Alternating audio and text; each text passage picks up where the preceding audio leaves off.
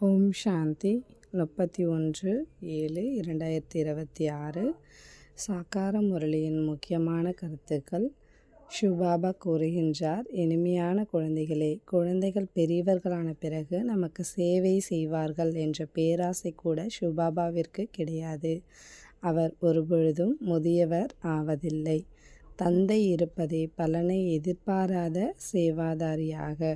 கேள்வி: கள்ளம் கபடமற்ற ஷிவபாபா குழந்தைகளாகிய நம் அனைவரின் மிகப்பெரிய வாடிக்கையாளர் ஆவார். எப்படி?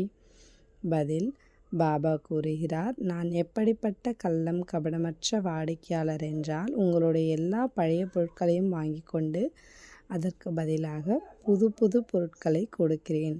இந்த உடல், மனம், பொருள் அனைத்தும் உங்களுடையது என்று நீங்கள் கூறுகிறீர்கள். அதற்கு கைமாறாக உங்களுக்கு அழகான உடல், ஆரோக்கியம், அளவற்ற செல்வம் கிடைக்கிறது. பாடல்: போலாநாத்தை தவிர அலாதியானவர். ஓம் சாந்தி. இந்த பக்தி மார்க்கத்தில் பாடல் பாடுகிறார்கள். பாடல்கள் அனைத்துமே பக்தி மார்க்கத்தினுடையவை. அவற்றினுடைய பொருளையும் தந்தை புரிய வைக்கின்றார். போலாநாத் என்று யாருக்கு கூறப்படுகிறது? குழந்தைகளும் புரிந்து கொண்டு விடுகிறார்கள். போலாநாத்னு நம்ம ஷிவபாபாவை மட்டும்தான் சொல்வோம். தேவதைகளுக்கு போலாநாத் என்று கூற மாட்டார்கள்.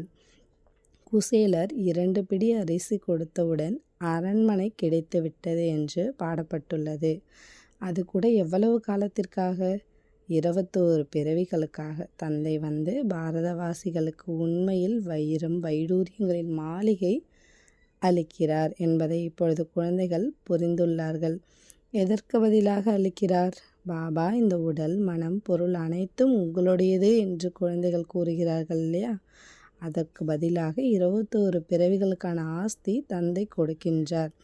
யாருக்காவது குழந்தை பிறந்தது என்றால் பகவான் அளித்தார் என்கிறார்கள். பணத்திற்கு கூட பகவான் கொடுத்தார் என்பார்கள். கூறுவது யார்? ஆத்மா.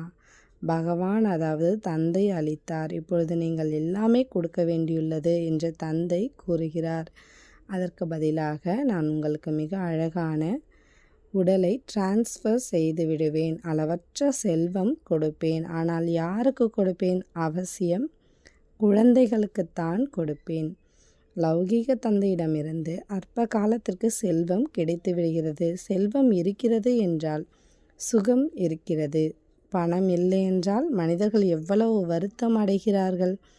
பாபா நமக்கு ஏராளமான செல்வம் அளிக்கிறார் என்பதை குழந்தைகள் அறிந்துள்ளார்கள். சுகதாமத்தில் சுகத்திற்கு எந்த ஒரு குறைவும் இருக்காது.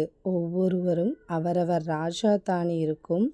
அதற்கு தூய்மையான கிரகஸ்தா ஆசிரமம் என்று கூறப்படுகிறது. அதாவது தூய்மையான இல்லறம் அப்படின்னு சொல்கிறாங்க. இல்லறவாசிகள் அப்படின்னு சொல்கிறாங்க. எனவே தந்தை எவ்வளவு கள்ளம் கபடமற்றவர், என்ன பெறுகிறார் மற்றும் என்ன கொடுக்கிறார். தந்தை எவ்வளவு நல்ல வாடிக்கையாளராக உள்ளார். அப்படியும் தந்தை குழந்தைகளுடைய வாடிக்கையாளர் தான் ஆவார். குழந்தை பிறந்தவுடனேயே எல்லா சொத்தும் அவருடையதாகி விடுகிறது. அவர்கள் எல்லைக்குட்பட்ட வாடிக்கையாளர்கள் ஆவார்கள். இவர் எல்லையில்லாத போலாநாத் ஆவார். எல்லையில்லாத குழந்தைகளின் வாடிக்கையாளர். நான் பரந்தாமத்திலிருந்து வந்துள்ளேன் என்று தந்தை கூறுகிறார். பழையது அனைத்தையும் உங்களிடமிருந்து பெற்றுக்கொண்டு புது உலகத்தில் உங்களுக்கு எல்லாமே கொடுத்து விடுகிறேன். எனவே வள்ளல் என்று கூறப்படுகிறது. வள்ளல் கூட இவர் போல யாரும் இல்லை. பலன் எதிர்பாராத சேவை செய்கின்றார். நான் இருப்பதே அபோக்தா, எதையும் அனுபவிக்காதவர் என்று இந்த ஷிவபாபா கூறுகிறார். அபோக்தா அப்படின்னா எந்த ஒரு சுகம் துக்கத்தையும் அனுபவிக்காதவர். இப்போ நம்ம சரீரத்தில் இருந்து அனைத்து சுகங்களையும் அனைத்து துக்கங்களையும் அனுபவிக்கிறோம் இல்லையா? ஆனால் ஷிவபாபா சரீரமற்றவர் இல்லையா? நிராகாரமானவர். அவர் அபோக்தாவாக இருக்கின்றார். நான் ஒரு பொழுதும் சாப்பிடுவதே இல்லை. நான் வருவதே குழந்தைகளுக்கு ஞானத்தை அளிக்க மட்டுமே. பரமாத்மா ஆத்மாக்களுக்கு வந்து புரிய வைக்கிறார். ஆத்மாதான் கேட்கிறது. ஒவ்வொரு விஷயமும் ஆத்மாதான் செய்கிறது. சமஸ்காரத்தை கூட ஆத்மா எடுத்துக்கொண்டு செல்கிறது. அதனுடைய ஆதாரத்தில் உடல் கிடைக்கிறது. இங்கு மனிதர்கள் அநேக வழிகள் உள்ளன. ஒரு சிலர் ஆத்மாதான் பரமாத்மா என்பார்கள். அதன் மீது எதுவும் ஒட்டிக்கொள்வதில்லை என்பார்கள். அதாவது ஆத்மாவில் எந்த பாவ புண்ணியமும் படியாது அப்படின்னு சொல்லுவாங்க. ஆத்மா நிர்லிஃபாக இருக்குது, அதன் மீது எந்த துருவும் படியாது, ஆத்மாவில் எந்த ஒரு பாவமும் ஒற்றதில்லை அப்படின்னு சொல்லுவாங்க. அப்படி இருக்கும்போது ஏன் பாவ ஆத்மா புண்ணிய ஆத்மா என்கிறார்கள்? பாவ சரீரம் புண்ணிய சரீரம் அப்படின்னு சொல்ல வேண்டியதானே? ஏன் பாவ ஆத்மா புண்ணிய ஆத்மா அப்படின்னு சொல்கிறாங்க? அனைத்து ஆத்மாக்களின் ஆன்மீக தந்தை ஆத்மாக்களாகிய நமக்கு இந்த சரீரத்தின் மூலமாக கற்பித்து கொண்டிருக்கிறார் என்பதை இப்பொழுது நீங்கள் அறிந்துள்ளீர்கள். ஆத்மாவை அழைக்கவும் செய்கிறார்கள் அல்லவா? என்னுடைய தந்தையின் ஆத்மா ருசி பார்த்து சென்றது என்று கூறுகிறார்கள். ஆத்மாதான் சுவைக்கிறது. தந்தை இப்படி கூட கூற மாட்டார், நான் அபோக்தா. சிவபாபா மீண்டும் சொல்கிறாரு, நான் அபோக்தாவாக இருக்கின்றேன். எந்த சுகத்தையும் துக்கத்தையும் தந்தை அனுபவிக்கிறதில்ல, எந்த ஒரு பொருளுடைய ருசியையும் அவர் அனுபவிக்கிறதில்ல. ஏன்னா சிவபாபா இருக்கிறது நிராகாரமானவர், ஜோதியானவர் இல்லையா? அவர் அபோக்தாவாக இருக்கார். ஹே பதீத்த பாவனரே, வாருங்கள், எங்களை பாவனமாக ஆக்குங்கள் என்று பாடவும் செய்கிறார்கள். அவருடைய பெயரே பதீத்த பாவனர் என்பதாகும். பிரம்மா விஷ்ணு சங்கரனுக்கு பதீத்த பாவனர் என்று கூற முடியாது. தந்தைக்குத்தான் பதீத்த பாவனர், லிபரேட்டர் என்று கூறுகிறார்கள்.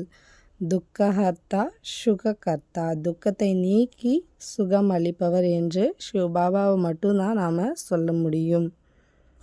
அவர் நிராகாரமானவர் ஆவார். சிவனின் கோவிலுக்கு போய் பார்த்தீர்கள் என்றால் அங்கு லிங்கம் வைக்கப்பட்டுள்ளது. அவசியம் உயிரோட்டமாக இருந்துள்ளார், எனவேதான் பூஜை செய்கிறார்கள். இந்த தேவதைகள் கூட எப்பொழுதாவது உயிரோட்டமாக இருந்தார்கள் என்றால் அவர்களுக்கும் மகிமை செய்கிறார்கள். தேவதைகளும் உயிரோட்டமாக இருந்ததுனால தான் அவங்களுக்கும் மகிமைகள் பூஜைகள்லாம் நடக்குது.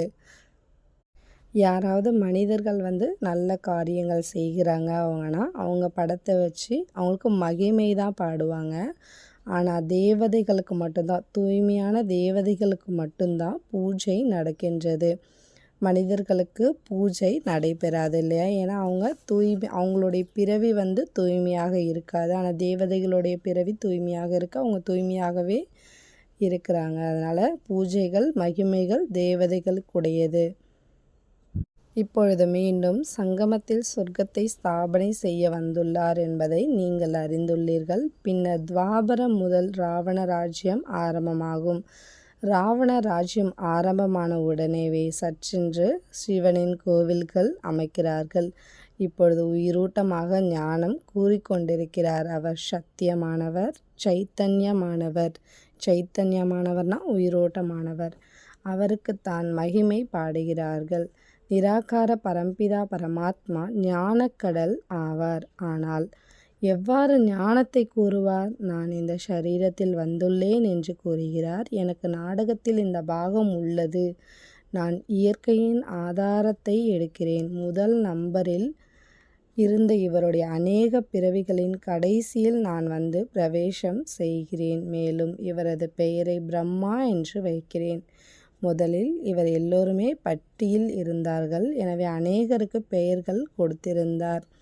சந்நியாசிகள் கூட சந்நியாசம் செய்யும் பொழுது அவர்களுடைய பெயர்கள் கூட மாறிவிடுகிறது. வீடு வாசலை விட்டு விடுகிறார்கள். நீங்கள் வீடு வாசலை விடுவதில்லை. நீங்கள் பிரம்மாவனுடையவர் ஆகிறீர்கள், சிவனுடையவர்களாக இருக்கவே இருக்கிறீர்கள். நீங்கள் கூறுவதே பாப்தாதா என்று. சந்நியாசிகளுடையது அவ்வாறு ஆவதில்லை. பெயர்கள் மாறுகிறது என்றாலும் கூட பாப்தாதா அவர்களுக்கு கிடைப்பதில்லை. சந்நியாசிகளுக்கு பாப்தாதா கிடைக்கிறதில்லை. அவர்களுக்கு குரு மட்டுமே கிடைக்கிறார். அடயோகி எல்லைக்குட்பட்ட சந்நியாசி, ஆனால் ராஜயோகி எல்லை இல்லாதவர். சந்நியாசிகளுடையது இரவு பகலுக்கான வித்தியாசம் உள்ளது. அதாவது ஞானம் மற்றும் பக்திக்கான வித்தியாசம் இருக்குது. மற்றும் வைராகியம் என்று பாடப்படுகிறது. சந்நியாசிகள்னாலே வைராகியம் அப்படின்னு சொல்லுவாங்க இல்லையா? அவங்களுடைய வைராகியம் எல்லைக்குட்பட்டது. ஆனால் அவர்களுடையது வீடு வாசல் மீது தான் வைராகியம் இருக்கும். உங்களுக்கு முழு உலகத்தின் மீதுமே வைராகியம் இருக்கிறது. சிருஷ்டி மாறுகிறது என்று அவர்களுக்கு தெரியவே தெரியாது. ஆனால் உங்களுடைய வைராகியம் எல்லையற்றது, அவர்களுடையது எல்லைக்குட்பட்டது. சிவபாபாவை நினைவு செய்வதால் நாம் புண்ணிய ஆத்மாவாக ஆகிவிடுவோம் என்பதை நீங்கள் அறிந்துள்ளீர்கள். மிகவும் சுலபமானதாகும். ஆனால் நினைவு மறந்து விடுகிறது. பக்தி மார்க்கத்தின் பழக்க வழக்கம் முற்றிலுமே தனிப்பட்டதாகும். தங்கள் வீட்டிற்கு யாருமே திரும்பி செல்ல முடியாது. அனைவரும் அவசியம் மறுபிறவி எடுக்க வேண்டியுள்ளது. வீடு செல்வதற்கான நேரம் ஒன்றேதான். இன்னார் மோட்சத்தை அடைந்தார் என்று சொல்வது பொய்யாகும். இன்னார் மோட்சத்தை அடைஞ்சிட்டாங்க, அவங்க சொர்க்கத்துக்கு போயிட்டாங்க அப்படின்னு சொல்கிறதெல்லாம் பொய். ஒரு தடவை நம்ம பரந்தாமத்துலேருந்து இங்கே இந்த பூமிக்கு வந்துட்டோம் அப்படின்னா 5000 வருடம், அந்த 5000 வருடம் ஒரு கல்பம் முடிந்ததுக்கப்புறம் தான் சிவபாபா நம்மளுக்கு நம்மளுடைய வீடோட அறிமுகம் கொடுத்து கூட்டிகிட்டு போவாங்க. ஒவ்வொருவரும் சதோ ரஜோ தமோவில் அவசியம் வர வேண்டியுள்ளது. மோட்சத்திற்காக நிறைய பேர் வருகிறார்கள், மோட்சம் ஆவதில்லை என்று புரிய வைக்கப்படுகிறது. இது அனாதி அமைக்கப்பட்ட நாடகமாகும். அது ஒருபொழுதும் மாற முடியாது. ஒரு இங்கிருந்து கடந்து சென்றது அப்படின்னா மீண்டும் 5000 வருடம் ஒரு கல்பத்திற்கு பிறகும் தான் அந்த மாதிரி நிகழ்வு நடக்கும். இவ்வாறே கடந்து செல்லும். இந்த சரீரத்தை விட்டுவிட்டு சொர்க்கத்திற்கு செல்வோம் என்பது இப்பொழுது உங்களது புத்தியில் உள்ளது. நமக்கு அளவற்ற பொக்கிஷங்கள் கிடைக்கும். என்னை நினைவு செய்வதால் மாயா ஒரேடியாக ஓடி போய்விடும் என்று தந்தை கூறுகிறார். தந்தையை நினைவு செய்யவில்லை என்றால் பிறகு மாயா தொல்லைப்படுத்துகிறது. மாயா உங்களை தொல்லைப்படுத்துது. பாபா, எங்களுக்கு மாயாவின் புயல்கள் நிறைய வருகின்றது அப்படின்னு குழந்தைங்க நிறைய பேர் சிவபாபா கிட்ட சொல்கிறாங்க. பாபா சொல்கிறாரு, நல்லது. தந்தையை மிகவும் அன்புடன் நினைவு செய்தீர்கள் என்றால் புயல்கள் பறந்து போய்விடும். மற்றபடி நாடகங்கள் ஆகியவை அமைத்துள்ளார்கள், விஷயங்கள் ஒன்றுமே இல்லை. தந்தை எவ்வளவு சுலபமாக கூறுகிறார். தந்தையை நினைவு மட்டும் செய்யுங்கள், அப்பொழுது உங்களுக்குள் இருக்கும் துரு நீங்கி போய்விடும். வேறு எந்த கஷ்டமும் கொடுப்பதில்லை. தூய்மையான உண்மையான தங்கமாக இருந்த ஆத்மா இப்பொழுது பொய்யாக ஆகிவிட்டுள்ளது. மீண்டும் இந்த நினைவு அக்னி மூலமாக உண்மையானதாக ஆகிவிடும். நெருப்பில் போடாமல் தங்கம் தூய்மையாக ஆக முடியாது. இதற்கும் யோக அக்னி என்று கூறுகிறார்கள். அதாவது எந்த ஒரு தங்கத்தையுமே நெருப்பில் போட்டால் தான் அது சுத்தமான தங்கமாக நம்மளுக்கு கிடைக்கும் இல்லையா? அதுபோல் ஆத்மா தூய்மையாகிறதுக்கு யோக அக்னி, அந்த யோக அக்னியில் தான் ஆத்மா தூய்மையாகும். இங்கே நினைவின் விஷயமாகும். அநேக விதமான அடயோகம் இருக்குது. ஆனால் உங்களுக்கு தந்தை என்ன சொல்லி கொடுக்குறாங்க? எழுந்தாலும் அமர்ந்தாலும் நினைவு செய்யுங்கள். ஆசனம் ஆகியவை போட்டு எதுவரை உங்களால் அமர முடியும்? இது நடந்தாலும் சென்றாலும் காரியம் செய்யும் பொழுதும் நினைவில் இருக்க வேண்டும். நோய்வாய்ப்பட்டிருந்தாலும் கூட இங்கு படுத்தபடியே தந்தையை நீங்கள் நினைவு செய்யலாம். சுபாபாவை நினைவு செய்யுங்கள் மற்றும் சக்கரத்தை சுற்றுங்கள், அவ்வளவே. அப்பா என்ன சொல்கிறாரு? நினைவு செய்யுங்க, சிருஷ்டி சக்கரத்தை சுற்றுங்க, அவ்வளோதான். அவர்களோ போர்க்காலத்தில் இருந்தால் அவர்கள் சொர்க்கத்திற்கு சென்று விடுவார் என்று போர் புரிபவர்களுக்கு கூறுவார்கள். உண்மையில் யுத்தம் இதுதான். யுத்தத்தில் இறக்குறவங்க சொர்க்கத்திற்கு போவாங்க அப்படின்னு சொல்லுவாங்க இல்லையா? உண்மையான யுத்தம் இங்கே இப்போது நடந்துக்கிட்டு இருக்கிறது தான். தந்தையோட நினைவோடு நீங்கள் இருந்தீங்க யுத்த டைமில் அப்படின்னா நீங்கள் சொர்க்கத்திற்கு செல்வீர்கள். தந்தையுடன் கூடவே ஆத்மாக்களாகிய உங்களுக்கும் பூஜை செய்கிறார்கள், ஏனெனில் நீங்கள் அநேகருக்கு நன்மை செய்கிறீர்கள். தந்தையுடன் கூடவே நீங்கள் குறிப்பாக பாரதம் மற்றும் பொதுவாக உலகிற்கு ஆன்மீக சேவை செய்கிறீர்கள். எனவே தந்தையுடன் கூடவே குழந்தைகளாகிய உங்களுக்கு பூஜை நடக்கிறது. நல்லது. இனிமையிலும் இனிமையான காணாமல் போய் வெகு காலம் கழித்து கண்டெடுக்கப்பட்ட செல்லமான குழந்தைகளுக்கு தாயும் தந்தையுமாகிய பாப்தாதாவின் அன்பு நினைவுகள் மற்றும் காலை வணக்கம். ஆன்மீக குழந்தைகளுக்கு ஆன்மீக தந்தையின் நமஸ்காரம். ஆன்மீக தந்தைக்கு ஆன்மீக குழந்தைகளின் நமஸ்காரம். தாரணைக்கான முக்கியச்சாரம் 1.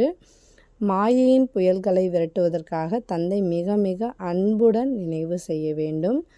ஆத்மாவை யோக அக்னியினால் உண்மையிலும் உண்மையான தங்கமாக ஆக்க வேண்டும். 2வது பாயிண்ட்டு, எல்லையில்லாத வைராகியம் உடையவராக ஆகி இந்த பழைய உலகத்தை மறந்துவிட வேண்டும். உலகம் மாறிக்கொண்டிருக்கிறது, புது உலகிற்கு செல்ல வேண்டும். எனவே இதிலிருந்து சந்நியாசம் பெற்றுக்கொண்டு விட வேண்டும். வரதானம், ஒவ்வொரு அடியும் எச்சரிக்கையுடன் எடுத்து வைக்கக்கூடிய, பல மடங்கு வருமானம் சேமிக்கக்கூடிய, பல கோடி மடங்கு செல்வந்தர் ஆகுக. வரதானத்திற்கான விளக்கம், தந்தை குழந்தைகளை மிகவும் உயர்ந்த ஸ்திதியில் நிலைத்திருப்பதற்கான எச்சரிக்கை கொடுத்து கொண்டிருக்கிறார். ஆகையால் இப்பொழுது துளி அளவும் தவறு செய்வதற்கான நேரம் கிடையாது. இப்பொழுது அடியிலும், அதாவது ஒவ்வொரு அடியிலும் எச்சரிக்கையாக எடுத்து வைக்க வேண்டும். ஒவ்வொரு அடியிலும் பல மடங்கு வருமானம் செய்து பல கோடி மடங்கு செல்வந்தர் ஆகுங்கள். பத்மாபதம் பாக்கியசாலி என்ற பெயருக்கேற்றவாறு செயலும் இருக்க வேண்டும். ஒரு அடி கூட பல மடங்கு வருமானமின்றி இருக்கக்கூடாது. எனவே மிகவும் யோசித்து புரிந்து கொண்டு ஸ்ரீமத் படி ஒவ்வொரு அடியும் எடுத்து வையுங்கள். ஸ்ரீமத்தில் மனவழி கலப்படம் செய்யாதீர்கள். ஸ்ரீமத்தில் இருங்க, மன்மத்தை செய்யாதீங்க அப்படின்னு சிவபாபா சொல்கிறாங்க. ஸ்லோகன், மனதை கட்டளைப்படி நடத்துங்கள். மனதை கட்டளைப்படி நடத்துங்கள், பிறகு மன்மனா பவ என்ற ஸ்திதி தானாகவே இருக்கும். மனதை ஸ்ரீமத் சிவபகவானுடைய கட்டளைப்படி நடத்துங்க, பிறகு மன்மனா பவ என்ற ஸ்திதி தானாகவே உங்களுக்கு இருக்கும். அவ்யக்த இஷாரா, ஜுவாலா ரூபத்தின் ஸ்திதியிலிருந்து சக்திசாலி நினைவின் அனுபவம் செய்யுங்கள். விளக்கம், நினைவை சக்திசாலியாக ஆக்குவதற்கு விஸ்தாரத்தில் சென்றாலும் சாரத்தில் இருக்கும் ஸ்திதி குறைந்து விடக்கூடாது. விஸ்தாரத்தில் சாரம் மறைந்து விடக்கூடாது. சாப்பிடுங்கள், குடியுங்கள், சேவை செய்யுங்கள், ஆனால் விடுபட்டு இருக்க வேண்டும் என்பதை மறந்து விடாதீர்கள். சாதனா என்றால் சக்திசாலியான நினைவு, நிரந்தரமாக தந்தையுடன் உள்ளபூர்வமான சம்பந்தம். யோகாவில் அமருவதை மட்டுமே சாதனா என்று கூறப்படுவது கிடையாது. ஆனால் ஷரீரத்தில் அமர்ந்து விடுவது போன்ற உள்ளம், மனம், புத்தி ஒரு தந்தையுடன் அமர்ந்து விட வேண்டும். இப்படிப்பட்ட ஒரு நிலை தன்மைதான் ஜுவாலா வெளிப்படுத்தும். ஓம் சாந்தி.